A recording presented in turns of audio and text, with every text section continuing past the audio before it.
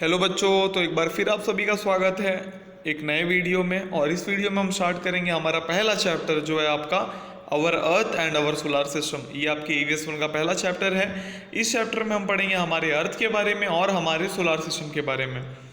तो अगर आपने कभी एक ओपन ग्राउंड से स्काई में देखा होगा, एक क्लियर नाइट स्काई अगर आपने देखा होगा एक ओपन ग्राउंड से, तो आपको बहुत सारे तारे दिखे होंगे। या अगर आपके खिड़की से जो है तारे दिखते हो या आसमान दिखता हो, अगर आपने देखा हो या बाहर निकल के जो है आपने देखा हो, तो आपको जो है आसमान में ट्विंकल करते हुए स्टार्स देखने को मिलेंगे जो कि हमसे काफ़ी दूर हैं, है ना। बहुत सारे स्टार्स रहते हैं ऐसे होते हैं जो काफ़ी छोटे होते हैं, फेंट होते हैं। अगर आप उसको एकदम ध्यान से देखोगे ना, तो एक तरीके से वो क्या होने लगते हैं, वो ट्विंकल होने लगते हैं। लेकिन कुछ स्टार ट्विंकल नहीं होते हैं, ठीक है। बहुत सारे स्टार जो है ट्विंकल होते भी हैं, आपने पोयम भी पढ़ा होगा, ट्विंकल ट्विंकल लिटिल स्टार, है ना। तो कुछ स्टार होते भी हैं, कुछ स्टार नहीं होते हैं। उसके बाद जो सन और जो मून है, वो कंपेरेटिवली क्लोज है हमारे अर्थ के। मतलब स्टार बहुत दूर है हमारे अर्थ से, और स्टार से अगर हम कंपैरिजन करें तो स्टार के बदले सन और मून जो है वो हमारे काफ़ी पास है, ठीक है। तो इस वजह से हमको जो है उनका शेप देखने को मिलता है ना। आपको सन का शेप देखने को मिलता है, मून का शेप देखने को मिलता है, तो हम क्लियरली वो देख सकते हैं, ठीक है। अब हेवनली बॉडीज क्या होती है, तो जो सन होता है आपका, क्या होता है, सन मून स्टार्स और जो प्लैनेट्स हैं, ये सब मिलके क्या बनाते हैं, heavenly bodies. The sun, the moon, the planets and the star are all known as heavenly bodies. Okay, the sun, the moon, the stars, the planets etcetera are all known as heavenly bodies. तो sun को भी हम क्या बोलते हैं, heavenly bodies. The moon को भी क्या बोलते हैं, हेवनली बॉडीज। स्टार को भी क्या बोलते हैं, हेवनली बॉडीज। प्लैनेट्स को भी क्या बोलते हैं, हेवनली बॉडीज। तो ये आपको याद रखना है, आपके बुक में लिख भी लेना है, ठीक है। तो ये हो गया आपका हेवनली बॉडीज का। और अब स्टार्स, अब हेवनली बॉडीज जो है हमने जान लिया हेवनली बॉडीज क्या होता है। अब हम बात करेंगे स्टार्स के बारे में।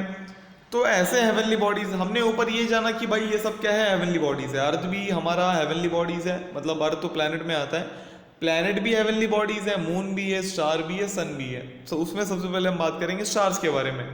तो स्टार क्या है, एक ऐसा हेवनली बॉडी है जो ट्विंकल करता है।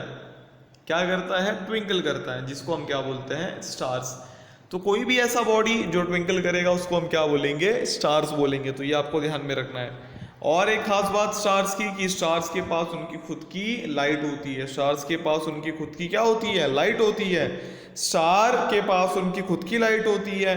और स्टार्स, किसको हम स्टार्स बोलते हैं, तो उन हेवनली बॉडीज को हम स्टार्स बोलते हैं जो क्या करते हैं, ट्विंकल करते हैं। तो सन भी क्या है, हमारा एक स्टार है जो हमसे काफी करीब में है ना। दूसरे स्टार से सबसे करीब वाला जो स्टार है वो है हमारा सन। क्या है, सन। समझ में आ रहा है। इस वजह से सन हमको बड़ा देखने को मिलता है। अगर सन भी हमसे उतना दूर होता तो हम शायद सन को नहीं देख पाते, उतनी क्लियरली नहीं देख पाते। तो सन एक ऐसा सितारा है जो हमारे काफी नजदीक है, काफी पास है। बाकी भी स्टार्स हैं लेकिन वो हमसे काफी दूर हैं, जिस वजह से हमको वो छोटे छोटे देखने को मिलते हैं, ठीक है। तो ये था आपका स्टार्स के बारे में। और ब्राइट लाइट में ड्यूरिंग द डे हम स्टार्स को नहीं देख सकते। क्या दिन में आपको तारे दिखते हैं आसमान में, नहीं दिखते हैं, क्योंकि लाइट काफ़ी ब्राइट होती है। लेकिन रात को कैसा हो जाता है, अंधेला हो जाता है, लाइट काफ़ी जो है डिम हो जाती है, तो हमको स्टार्स देखने को मिलते हैं, ठीक है। अब बात कर लेते हैं प्लैनेट्स के बारे में। सबसे पहले हमने बात कर ली स्टार्स के बारे में, अब हम बात कर लेंगे प्लैनेट्स के बारे में। तो ऐसे हेवनली बॉडीज जो ट्विंकल नहीं करते हैं उनको हम बोलते हैं planets, as simple as that. तो ऐसी हेवनली बॉडी जो ट्विंकल नहीं करेगी वो हो जाएगी हमारी प्लैनेट्स। इसके पहले हमने क्या देखा कि जो हेवनली बॉडी ट्विंकल करते हैं वो बन जाते हैं आपके स्टार। प्लैनेट कौन से हेवनली बॉडीज रहेंगे, तो वो हेवनली बॉडीज जो ट्विंकल नहीं करते हैं वो बन जाएंगे प्लैनेट्स। अब क्या प्लैनेट्स के पास उनकी खुद की लाइट होती है, नहीं, प्लैनेट्स के पास उनकी खुद की लाइट नहीं होती है। उनको लाइट किससे मिलता है, लाइट उनको मिलता है स्टार्स से। समझ में आ रहा है, उन स्टार से उनको लाइट मिलता है जिनके पास उनकी खुद की लाइट होती है। तो प्लैनेट के पास उनकी लाइट नहीं होती है, ठीक है। एक बार वापस रिवाइज कर लेते हैं। हमने स्टार में क्या देखा था कि स्टार ट्विंकल करता है, स्टार के पास खुद की लाइट होती है, मतलब कुछ स्टार जो है ट्विंकल करते हैं। अभी प्लैनेट के बारे में क्या पढ़ा हमने कि प्लैनेट जो है क्या है आपका, ट्विंकल नहीं करता है, साथ ही में इसके पास इसकी खुद की लाइट नहीं होती है। लाइट किससे लेता है, ये स्टार से लेता है। और प्लैनेट क्या करता है, प्लैनेट एक स्टार के आजू बाजू में रिवॉल्व करता है। रिवॉल्व मतलब घूमना। जैसे समझ लो ये स्टार है आपका, ये स्टार है आपका, तो यहाँ पे समझ लो ये ऑर्बिट है, मतलब ये पाथ है जिसपे वो प्लैनेट आपका घूमने वाला है। समझ लो ये हमारा अर्थ है, ये प्लैनेट है। तो ये प्लैनेट क्या करेगा, इस स्टार के आजू बाजू में रिवॉल्व करेगा। कभी यहाँ पे रहेगा, फिर यहाँ पे आ जाएगा, घूमते घूमते यहाँ पे आ जाएगा, घूमते घूमते यहाँ पे, यहाँ पे, यहाँ पे, ऐसे करते करते वो क्या करेगा, रिवॉल्व करेगा। ठीक है, इस तरीके से क्या करते हैं प्लैनेट्स स्टार्स के आजू बाजू में रिवॉल्व करते हैं। अब बात करते हैं सोलर सिस्टम के बारे में। तो जो अर्थ है वो भी क्या है, प्लैनेट है। अर्थ को जो है लाइट कहाँ से मिलती है, सन से मिलती है ना। अर्थ क्या है, हमारा प्लैनेट है। अर्थ को लाइट कहाँ से मिलती है, सन से मिलती है। किसके आजू बाजू मूव करता है, सन के आजू बाजू मूव करता है। इसके मूवमेंट को, जो इसका मूवमेंट होता है ना सन के आजू बाजू में, जैसा मैंने दिखाया आपको अभी, तो जब ये सन के आजू बाजू में घूमता है, इसको हम क्या बोलते हैं, revolution of the earth. Revolution of the earth क्या बोलते हैं बच्चों, रिवॉल्यूशन ऑफ द अर्थ। क्या बोलते हैं, रिवॉल्यूशन ऑफ द अर्थ। तो जब अर्थ सन के आजू बाजू में मूवमेंट करता है, घूमता है, उसको हम बोलते हैं रिवॉल्यूशन ऑफ द अर्थ। और अर्थ के अलावा और भी 7 दूसरे प्लैनेट्स हैं, 7 अलग अलग प्लैनेट्स हैं, ठीक है, जो सन के आजू बाजू में सेम अर्थ की तरह घूमते हैं। क्या नाम है उनका, mercury, Venus, Mars, Jupiter, Saturn, Uranus, Neptune. क्या है, mercury, Venus, Mars, Jupiter, Saturn, Uranus, Neptune. तो ये आपके 7 और प्लैनेट्स हैं जो अर्थ के साथ साथ, मतलब अर्थ की तरह सन के आजू बाजू में घूमते हैं। ये फोटोग्राफ आप देख सकते हो। तो ये एक मैन मेड सैटेलाइट द्वारा ली गई है, मतलब इंसान ने एक सैटेलाइट बनाया था, उसको स्पेस में भेजा और उस स्पेस ने जो है अर्थ का फोटो कुछ ऐसा लिया और बाद में हमको ये फोटो देखने को मिल रहा है। दिख रहा है आपको अर्थ, ऐसा दिखता है हमारा कुछ अर्थ। ओके, अब जितने भी प्लैनेट है सोलर सिस्टम में वो सन के आजू बाजू में जो है रिवॉल्व करते हैं, लेकिन एक स्पेसिफिक पाथ पे। स्पेसिफिक पाथ का मतलब एक फिक्स्ड रास्ता, कि आपको इस रास्ते से ट्यूशन जाना है तो इसी रास्ते से वापस ट्यूशन आ जाना है, फिर जाना है ट्यूशन इसी रास्ते से, फिर जाना है ट्यूशन इसी रास्ते से। वैसे ही इनका भी एक फिक्स्ड पाथ होता है। और ये जो पाथ होता है, ये इस पाथ को हम क्या बोलते हैं, इस पाथ को हम बोलते हैं ऑर्बिट, प्लैनेट का ऑर्बिट। जैसे हम जिस रोड पे चलते हैं हम उसको बोल देते हैं रास्ता। तो वैसे ही जिस रास्ते पे अर्थ सन के आजू बाजू में घूमता है, या जितने भी प्लैनेट आप इसको एक लाइन बोल लो, रास्ता बोल लो, रोड बोल लो, जो बोलना है वो बोल लो, बस आपको समझ में आना चाहिए, आपको समझना है। तो जैसे हम जिस चीज़ पे चलते हैं उसको हम रोड बोलते हैं, वैसे ही अर्थ वगैरह क्या करते हैं ना, जिस पाथ के अलोंग वो रिवॉल्व करते हैं, मतलब आजू बाजू में घूमते हैं, ये एक फिक्स्ड पाथ है। समझ में आ रहा है, स्पेसिफिक पाथ है। ऐसा नहीं कि मतलब ये चेंज हो जाएगा, बार बार हमेशा यही रहेगा। इसी तरीके से वो क्या करने वाले हैं, रिवॉल्व करने वाले हैं। और ये जो आपको रास्ता दिखा, ये जो रास्ता आपको दिखा, यही है आपका ऑर्बिट। इसी को हम क्या बोलते हैं, ऑर्बिट। ठीक है, आगे बढ़ते हैं।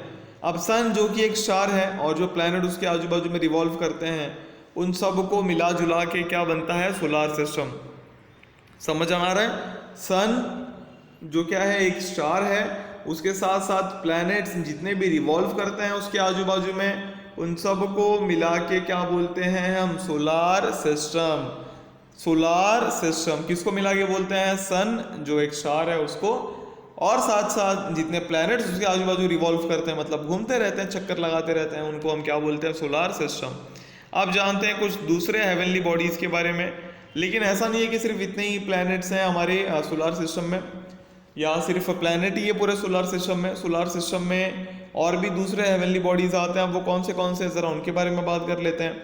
तो दूसरे जो हेवनली बॉडीज आते हैं उनमें सबसे पहला आता है आपका सैटेलाइट। कुछ हेवनली बॉडीज रिवॉल्व करते हैं प्लैनेट के आजू बाजू, जिनको हम क्या बोलते हैं, सैटेलाइट बोलते हैं। सैटेलाइट को रोशनी कहाँ से मिलती है, सन से, मतलब लाइट कहाँ से मिलती है, सन से। और हमको जो है मून कब देखने को मिलता है, नाइट में देखने को मिलता है। और वो भी क्या करता है, अर्थ के आजू बाजू में चक्कर लगाता है, रिवॉल्व करता है। इस वजह से मून को जो है क्या बोला जाता है, अर्थ का सैटेलाइट बोला जाता है। तो वो ये नेचुरल है, मतलब हमने मून को बनाया तो है नहीं, ठीक है। नेचुरल मतलब कि जो हमने नहीं बनाया है, बराबर। तो ये क्या है आपका, एक तरीके से सैटेलाइट है अर्थ का। और बहुत सारे जो प्लैनेट है हमारे सोलर सिस्टम में, उनके पास उनका खुद का सैटेलाइट होता है।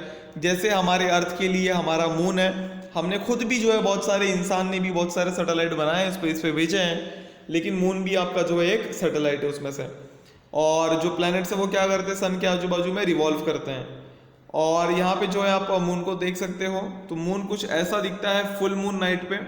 फुल मून नाइट मतलब एक ऐसा दिन होता है जिस दिन आपको जो है चांद एकदम क्लियरली देखने को मिलेगा। यहाँ पे आप देख सकते हो, ठीक है। तो ये आपका मून का है। यहाँ पे ये एक इमेज दिख रहा होगा आपको, ये मैं बाद में दिखाऊंगा, पहले मैं आपको कुछ और बताना चाहूँगा। हाँ, तो यहाँ पे आप देख सकते हो ड्वार्फ। अब हम बात कर लेते हैं ड्वार्फ प्लैनेट्स के बारे में। ड्वार्फ मतलब क्या होता है? ड्वार्फ मतलब होता है छोटे प्लैनेट्स, ओके। तो कुछ छोटे हेवनली बॉडीज भी हैं जो सन के आजू बाजू में घूमते हैं। ऐसा नहीं है कि सब बड़े बड़े जो प्लैनेट है वही घूमते हैं, छोटे छोटे प्लैनेट्स भी घूमते हैं, छोटे छोटे हेवनली बॉडीज भी घूमते हैं, जिनको हम क्या बोलते हैं? ड्वार्फ प्लैनेट्स, मतलब छोटे प्लैनेट्स। इनमें सबसे जो वेल नोन है वो है Pluto. Dwarf planet independently revolve करता है सन के आजू बाजू में, और उनका भी खुद का क्या होता है? ऑर्बिट, मतलब एक स्पेसिफिक एक फिक्स्ड पाथ होता है कि हाँ भाई इसी पाथ पे क्या करना है, मेरे को रिवॉल्व करना है सन के आजू बाजू में। इसी पाथ पे क्या करना है? सन के आजू बाजू में रिवॉल्व करना है, ठीक है। तो ये था आपका ड्वार्फ प्लैनेट्स के बारे में। तो आपको नाम याद रखना है Pluto. Pluto is a dwarf planet. अब हम बात कर लेते हैं एस्टेरॉइड्स के बारे में।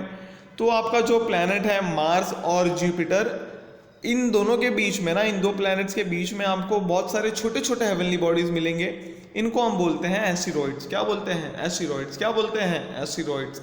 एस्टेरॉइड्स भी क्या सन के आजू बाजू चक्कर लगाते हैं? तो जी हाँ, बिल्कुल, एस्टेरॉइड्स भी सन के आजू बाजू चक्कर लगाते हैं। अगर कंपेयर टू सन की बात करें तो जो दूसरे हेवनली बॉडीज है सोलर सिस्टम में वो काफ़ी छोटे हैं, मतलब सन से जितने भी हेवनली बॉडीज है वो काफ़ी छोटे हैं। और अर्थ के सबसे पास जो है वो है आपका मून। इस वजह से वो हमको थोड़ा बड़ा लगता है, लेकिन वो जो है मतलब काफ़ी छोटा है सन से। और सन काफ़ी बड़ा है क्योंकि सन हमसे जो है काफ़ी दूर है, इस वजह से हमको वो थोड़ा छोटा नज़र आता है, बट वो है काफ़ी बड़ा। और मून थोड़ा बड़ा क्यों दिखता है? क्योंकि वो मून जो है वो हमारे थोड़े नज़दीक है। अगर सन और मून की बात करें तो दोनों में सबसे नज़दीक कौन है हमसे? दोनों में सबसे नज़दीक है हमसे मून, ठीक है। इस वजह से वो हमको बड़ा दिखता है। अब यहाँ पे आपको डायग्राम जो है दिखाने वाला हूँ मैं अभी सोलर सिस्टम का, जिसमें आप जो है सन को देख सकते हो सेंटर में, उसके बाजू में जो है हेवनली बॉडीज देख सकते हो, planet, satellite, dwarf planet, asteroids, ये सारे जो है हिस्से बन जाते हैं किसके? अपना इसके सोलर सिस्टम के। यहाँ पे ध्यान देना जरा, यहाँ पे ध्यान देना। तो यहाँ पे देखो, ये आ गए आपके प्लैनेट, बीच में कौन से बड़े भाई साहब आ गए? आपके सन आ गए, ओके। सन के बाद आपका आ गया मर्क्यूरी, वीनस, अर्थ। अर्थ के आजू बाजू देखो, ये छोटा वाला जो एकदम दिख रहा है ना आपको, ये मून है। ये एकदम छोटा वाला, ये वाला, ये भाई साहब हमारे मून है। यहाँ पे देखो, तो मून काफ़ी छोटा है, यहाँ पे आपको दिख भी नहीं रहा होगा, मून काफ़ी छोटा है, ओके। मून काफ़ी जो है छोटा है, यहाँ पे आप देख सकते हो, ये आपका मून है। तो मून आप देख सकते हो मतलब कितना छोटा है, और सन देखो उसके उसी के साथ कितना बड़ा है। और जैसा मैंने आपको बताया था कि मून काफ़ी नज़दीक है अर्थ के, तो आप देखो यार, मतलब मून यहीं पे है जस्ट, लेकिन अर्थ सन कितना दूर है? इतना दूर है, ठीक है। इस तरीके से आपको अलग अलग प्लैनेट्स मिल जाएंगे। साथ ही में जैसा मैंने बताया आपको, जुपिटर और मार्स के बीच में आपको एस्टेरॉइड्स देखने को मिलेंगे। तो ये आपका मार्स वाला प्लैनेट हो गया, ये मार्स दिख रहा है आपको, और ये आपका क्या हो गया? जुपिटर हो गया। तो इन दोनों के बीच में देखो आपको छोटे छोटे हेवनली बॉडीज देखने को मिल रहे हैं, ये हैं आपके एस्टेरॉइड्स, दिख रहे हैं आपको। इनको हम क्या बोलते हैं? एस्टेरॉइड्स बोलते हैं, ठीक है। इसी के साथ हमने जो दूसरे प्लैनेट्स के बारे में बात की थी वो इनके बाद आते हैं, जैसे सैटर्न, यूरेनस, नेपच्यून। और उसके बाद देखो हमने ड्वार्फ प्लैनेट की बात की थी, एकदम छोटे प्लैनेट की, ये रहा आपका प्लूटो, जो सबसे छोटा प्लैनेट है, ठीक है। समझ आ गया बच्चों? आपको नाम याद रखने हैं प्लैनेट्स के। सबसे बड़ा सन। हेवनली बॉडीज क्या होती हैं? हेवनली बॉडीज तो अलग अलग हेवनली बॉडीज होती हैं। ऐसी हेवनली बॉडी जो ट्विंकल करती है उनको हम बोलते हैं स्टार। ऐसी हेवनली बॉडी जो ट्विंकल नहीं करती है उनको हम बोलते हैं प्लैनेट्स, बराबर। और एस्टेरॉइड्स भी क्या होते हैं आपके? कुछ हेवनली बॉडीज होते हैं जो सन के आजू बाजू में रिवॉल्व करते हैं, ओके। तो यहाँ पे आप देख सकते हो। अब हम बात कर लेते हैं ग्रेविटी के बारे में। ग्रेविटी क्या होती है? तो जितनी भी हेवनली बॉडीज है ना, वो एक दूसरे पे एक फोर्स एक्सर्ट करते हैं, फोर्स ऑफ अट्रैक्शन एक्सर्ट करते हैं, या फिर हम बोल सकते हैं पुल। और इस फोर्स को हम बोलते हैं फोर्स ऑफ ग्रेविटी। मतलब इसका मतलब क्या है मैं आगे बताता हूँ, पहले मैं आपको ये समझा देता हूँ। अब जो सन है वो ग्रेविटेशनल पुल एक्सर्ट करता है सारे प्लैनेट्स पे, वेयर एज जो हर प्लेनेट की टेंडेंसी होती है वो ये होती है कि हमको जो है सन से दूर जाना है, हम सन से दूर रहें। अब इससे क्या होता है, दो फोर्स एक्ट होते हैं। इस वजह से क्या होता है, जो प्लेनेट है वो एक फिक्स्ड डिस्टेंस पे रिवॉल्व करता रहता है सन के आजू बाजू में, है ना, एक फिक्स्ड ऑर्बिट में। वरना ऐसा भी हो सकता है भाई, अब अर्थ तो रुका तो है नहीं, अर्थ तो घूम रहा है, हो सकता है घूमते घूमते कभी एकदम दूर उड़ गया, कहीं पे गुम हो गया या कुछ हो गया। तो आपके मन में एक क्वेश्चन आना चाहिए था कि सर अर्थ जो है वो सेम पाथ पे कैसे ये रिवॉल्व कर रहा है, कभी क्या वो रास्ता अपना भूल नहीं जाता? तो इसका रीजन क्या है, इसका रीजन ये है कि सन ने उसको पकड़ के रखा है, साथ में जो उसका फोर्स है, जो उसका ग्रेविटेशनल पुल है, उसने एक तरीके से उसको रोक के रखा है। समझ में आ रहा है? इस वजह से आपको जो है एक फिक्स्ड पाथ पे, एक फिक्स्ड ऑर्बिट पे अर्थ या जितने भी प्लैनेट से आपको देखने को मिल जाएंगे। इसी तरीके से सैटेलाइट भी क्या करते हैं, रिवॉल्व करते हैं प्लैनेट के अराउंड। अब यहाँ पे समझ लेते हैं ग्रेविटेशनल पुल को। आप पहली बात ग्रेविटी क्या होती है वो समझ लो। ग्रेविटी मतलब जैसे आपने जो है आपने बहुत सारे गेम्स खेले होंगे या आपने बहुत सारी चीज़ें गिराई भी होगी। मतलब अगर आपके हाथ से कभी बॉटल गिरा हो या रिमोट टीवी का गिरा हो या आप जो है कभी आप गिरे रहो, तो क्या कभी मतलब जो चीज़ आपने देखी गिरती हुई, तो ऐसा हुआ कि कभी वो गिरने के टाइम जो है ऊपर गई, या अगर आपने कुछ ऊपर फेंका तो वो और ऊपर चली गई, वो नीचे कभी आई नहीं, ऊपर ऊपर ऊपर ऊपर जाते जाते आसमान में पहुंच गई? ऐसा कभी हुआ? नहीं हुआ। हम कुछ भी फेंकते हैं वो क्या हो जाता है, तुरंत नीचे आ जाता है। किस वजह से नीचे आ जाता है? तो ऊपर तो हम फेंक देते हैं, लेकिन बाद में नीचे लाने का काम कौन कर देता है? आपका ग्रेविटी। कौन काम कर देता है? ग्रेविटी। ग्रेविटी की वजह से क्या होता है, वो नीचे आता है। अब जरा इसको समझते हैं, ठीक है। अब यहाँ पे क्या होता है, सन exerts a gravitational pull on all planets whereas the tendency of the planet is to move far away from the sun। अब क्या होता है, अब यहाँ पे देखो मैं फिगर में आपको बता देता हूँ, समझा देता हूँ, समझ में आ जाएगा आपको। अब ये जो सन है ना, कि यहाँ पे सन है, सबसे बड़ा प्लेनेट है, बराबर।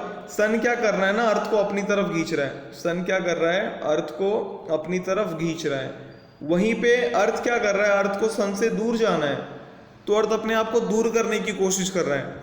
तो अर्थ जो अपने आप को दूर को करने की कोशिश कर रहा है, साथ में सन जो उसको खींच रहा है, उस वजह से अर्थ जो है आपका वो बीच में फंस गया है।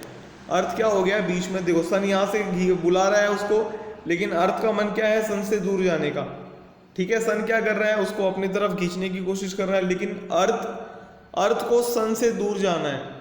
तो जो कि दोनों फोर्स एक साथ लग रही है, इससे क्या होता है, अर्थ ना इस तरफ जा पाता है और ना ही इस तरफ जा पाता है। वो कहाँ पे रह जाता है, जहाँ उसका ओरिजिनल पोजीशन होता है, मतलब जहाँ पे वो पहले बसा होता है वहीं पे वो रह जाता है। यही सेम चीज़ सारे प्लैनेट्स के साथ होती है, ठीक है। यहाँ पे जो आपको अलग अलग प्लैनेट्स दिख रहे हैं उन सब के साथ भी यही चीज़ होती है कि सन क्या करता है, उनको ग्रेविटेशनल पुल मतलब उनको खींचने की कोशिश करता है अपनी तरफ की, मेरे यहाँ पे आ जाओ। लेकिन हर प्लैनेट के पास अपना ग्रेविटी भी होता है। जैसे हमारे अर्थ के पास ग्रेविटी, जैसा मैंने बताया आपको कि अगर हम कुछ ऊपर फेंकेंगे वो सीधा नीचे आ जाएगा। किस वजह से? तो यह है आपका ग्रेविटी की वजह से, ठीक है। तो इस वजह से क्या होता है, जो अर्थ है या जितने भी प्लैनेट्स हैं वो अपने एक फिक्स्ड पाथ में क्या करते रहते हैं, रिवॉल्व करते रहते हैं, मतलब चक्कर लगाते रहते हैं, ठीक है। समझ आ रहा है? अब यहाँ पे एक नया शब्द आया है जिसके बारे में आपको जो है याद कर लेना है, जिसको आपको बुक में भी लिख लेना है, स्पेस। स्पेस क्या होता है, तो जो एम्प्टीनेस मतलब जो खालीपन होता है ना बिटवीन और बियॉन्ड दी स्टार और प्लैनेट, इसको हम स्पेस बोलते हैं, ठीक है। वापस एक बार, जो एम्प्टीनेस मतलब जो खालीपन होता है एक तरीके से, कहाँ पे, स्टार्स और प्लैनेट्स के बियॉन्ड मतलब उनके पीछे और या फिर उनके बीच में, ठीक है, बिटवीन देम, उसको हम क्या बोलते हैं, स्पेस, या फिर हम आउटर स्पेस भी बोलते हैं। वापस मैं आपको अगर फिगर में दिखाना चाहूँ तो वो मैं दिखा देता हूँ, आपको और क्लियर हो जाएगा। हमने देखा, अब यहाँ पे अब आपको अलग अलग प्लैनेट्स देखने को मिल रहे होंगे। क्या ऐसा है कि जुपिटर के जस्ट बाजू में सैटर्न है, सैटर्न के जस्ट बाजू में यूरेनस है? नहीं, आपको थोड़ा थोड़ा स्पेस भी दिख रहा होगा, मतलब गैप दिख रहा होगा। गैप दिख रहा है आपको? तो इसको हम क्या बोलते हैं, इसी को हम क्या बोलते हैं, इसको हम बोलते हैं स्पेस, ठीक है। तो प्लैनेट के बियॉन्ड या दो प्लैनेट के बिटवीन मतलब बीच में कोई जगह खाली है या कोई खालीपन है, एम्प्टीनेस है, गैप है, उसको हम क्या बोलेंगे, स्पेस बोलेंगे, ठीक है। तो ये आपको ध्यान में रखना है, ओके। आगे बढ़ते हैं। तो ये एक जो नया वर्ड आया था स्पेस, वो आपको अच्छे से ध्यान रखना है, बुक में लिख लेना है, ठीक है। और लोग जो है काफ़ी क्यूरियस भी रहे हैं हेवनली बॉडीज़ के लिए, मतलब जो स्काई में हेवनली बॉडीज़ या प्लैनेट्स वगैरह है, और हमेशा से उनकी चाहत रही है कि हम वहाँ पे जाके आए। और कुछ जो है ऑब्जेक्ट मतलब अर्थ से स्पेस में भेजे गए और काफ़ी सारे मतलब ऐसे प्रोग्रेस हुए हैं। तो उन्हीं में से एक मिशन के बारे में मैं आपको बताना चाहूँगा, इंडिया के स्पेस मिशन के बारे में, चंद्रयान। क्या होता है, 22 अक्टूबर 2008 को जो इसरो है हमारी, वो एक स्पेस क्राफ्ट लॉन्च करती है मून के लिए। मतलब मून पे हम कुछ भेजना चाहते थे, कोई ऑब्जेक्ट, तो हम डिसाइड करते कि मून पे जो है हम पहुंच के दिखाएंगे, हम एक चीज़ जो है भेज के दिखाएंगे, जो है आपका स्पेस क्राफ्ट। और इस मिशन को जो है बोला गया चंद्रयान फर्स्ट। उसके बाद मंगलयान, ये एक दूसरा इंपॉर्टेंट जो है इंडियन स्पेस मिशन था, जिसको Mars orbit mission, short form में MOMB बोला जाता है। इसको लॉन्च किया गया था 5 नवंबर 2013 में, और इसको जो है ये एस्टैब्लिश हुआ ऑर्बिट में करीब 24 सितंबर को।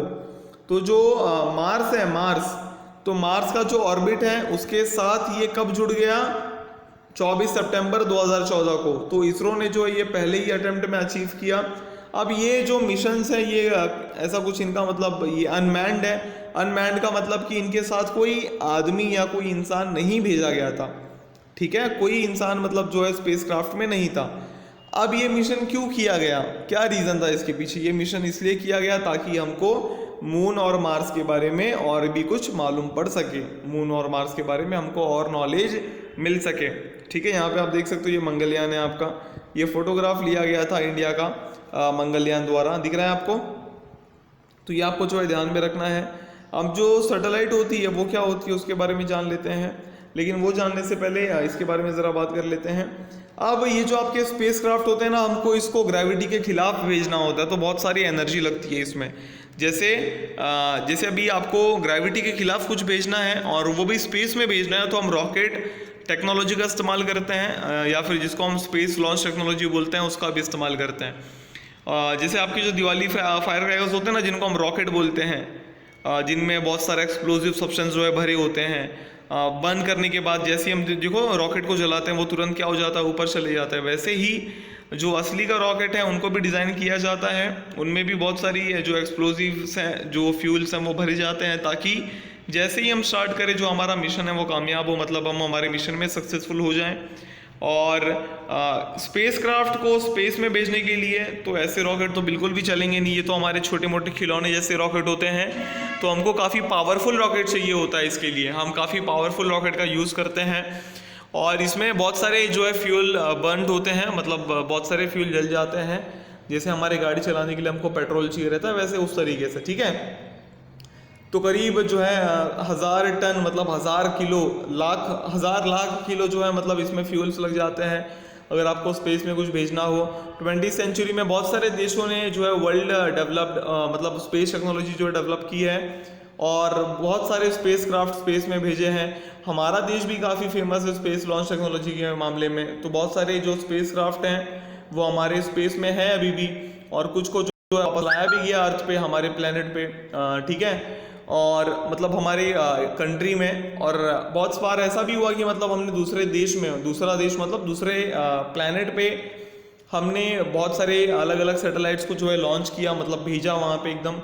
और बहुत सारे मिशन में जो है साइंटिस्ट लोग होते हैं उन्होंने भी जो है ट्रैवल किया स्पेस क्राफ्ट के साथ, ठीक है। तो जो साइंटिस्ट ट्रैवल करते हैं स्पेस क्राफ्ट में उनको हम क्या बोलते हैं, एस्ट्रोनॉट। ये आपको याद रखना है, क्या बोलते हैं, एस्ट्रोनॉट, ठीक है। तो यहाँ पे मैं आपको चलो एक और बताऊंगा, यहाँ पे इंडियन एस्ट्रोनॉट के बारे में बताता हूँ। राकेश शर्मा, ये हमारे पहले भारत के एस्ट्रोनॉट थे जो स्पेस में गए थे। कब गए थे, 1984 में। इन्होंने 8 दिन जो है बिताया था स्पेस स्टेशन में। एक जॉइंट मिशन था, जॉइंट मिशन मतलब 2 देश इसमें इन्वॉल्व थे। सबसे पहला हमारा इसरो था और दूसरा था हमारा सोवियत इंटरकॉस्मोस। सोवियत इंटरकॉस्मोस कौन से कंट्री का था, रशिया का। तो इंडिया का जो फॉर्म था, इंडिया को जब स्पेस से देखा राकेश शर्मा ने, तो उन्होंने कहा सारे जहां से अच्छा है ना, मतलब सारे देशों से अच्छा हमारा देश है ना। तो हमने क्या क्या पढ़ लिया, एक बार फटाफट रिवाइज कर लेते हैं। सबसे पहले हमने पढ़ा कि सन क्या है, स्टार है, और जितने भी दूसरे बॉडीज हैं सोलर सिस्टम में उनको लाइट किससे मिलती है, सन से मिलती है। उसके बाद हमने क्या पढ़ा, सोलर सिस्टम किसको बोलते हैं, तो सन, प्लैनेट और जो दूसरे सैटेलाइट हैं, मतलब जो उनके सैटेलाइट हैं, जो डॉर्फ प्लैनेट हैं, जो एस्टेरॉइड्स हैं, जो सन के आजू बाजू में रिवॉल्व करते हैं, इन सबको हम साथ मिला के क्या बोलते हैं, सोलर सिस्टम, ठीक है। अर्थ पे चीजें क्यों रुकी हुई है, किस वजह से रुकी हुई है, तो फोर्स ऑफ ग्रेविटी की वजह से रुकी हुई है। अगर आप अभी बैठ के वीडियो देख रहे हो तो आप क्यों बैठ पा रहे हो, या अभी आप बैठे क्यों हो, तो ग्रेविटी की वजह से। ग्रेविटी अगर तुरंत खत्म हो जाए आप तुरंत ऊपर की तरफ उड़ जाओगे। समझ आ रही है मेरी बात? आप तुरंत ऊपर की तरफ उड़ जाओगे और एक ऐसा टाइम आएगा आप स्पेस में पहुंच जाओगे अगर आपने कुछ नहीं पकड़ा है, ठीक है। उसके बाद स्पेस में ट्रैवल करने के लिए जो अर्थ की ग्रेविटेशनल फोर्स है हमको उसको ओवरकम करना पड़ता है। मतलब जैसा मैंने बताया अर्थ पे ग्रेविटी है, तो अगर आपको अर्थ से बाहर निकलना है, अर्थ से कोई बाहर निकल नहीं पाएगा, लेकिन अगर किसी को निकलना है तो वो कब निकल पाएगा, जब हम ग्रेविटेशनल फोर्स को पार कर दें। मतलब जो ग्रेविटेशनल फोर्स, जो अर्थ की शक्ति है ग्रेविटी की, अगर उसको हम जो है उससे ज़्यादा शक्ति हम जो है अप्लाई करें, तो जब अर्थ की जो ग्रेविटेशनल फोर्स है अगर वो हमको नहीं रोक पाई तो हम स्पेस में चले जाएंगे, अगर रोक ली तो नहीं जा पाएंगे। इसके लिए हम इसके एक टेक्नोलॉजी का इस्तेमाल करते हैं जिसको हम बोलते हैं रॉकेट टेक्नोलॉजी, जो हमको हेल्प करता है किसमें, ये सब करने में। मतलब कोई स्पेस क्राफ्ट या कोई स्पेस ऑब्जेक्ट हमको स्पेस में भेजना हो तो उसके लिए, ठीक है। तो ये था आपका पूरा चैप्टर, आई होप कि आपको समझ में आ गया होगा। इसी के साथ मिलेंगे अगले वीडियो में एक नए चैप्टर के साथ। Till then stay home, stay safe, thank you.